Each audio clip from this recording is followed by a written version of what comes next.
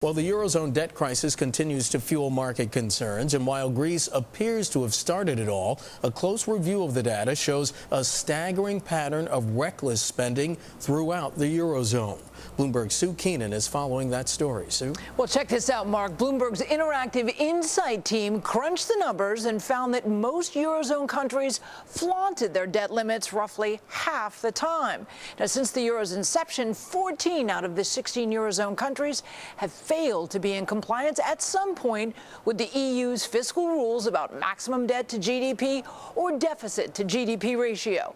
This includes Germany, France, and Austria, which failed to meet one or both targets in at least 8 of the 11 years since the euro was launched. And Greece, Italy, and Belgium, they missed at least one target every year.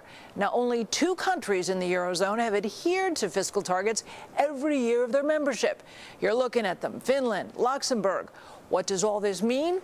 Well, it means the targets are more rhetoric than reality, according to Danny Blanchflower, formerly on Bank of England's Monetary Policy Committee and now a Bloomberg contributor.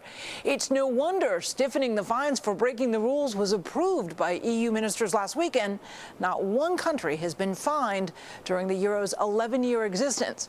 Now, you can check out the whole story on the Insight section of Bloomberg.com, but Mark is for the issue of noncompliance. Like they say, past is prologue.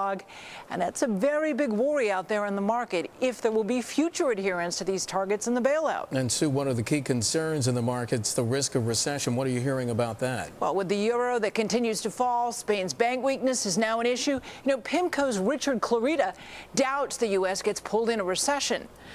And then we've got Brown Brother Harriman's Mark Chandler. He says people are clearly on edge here. And last night in a speech, J.P. Morgan Chase's Jamie Dimon says if Spain has to bail out its banks, it will be far worse than making sovereign debt good. Picture gets complicated.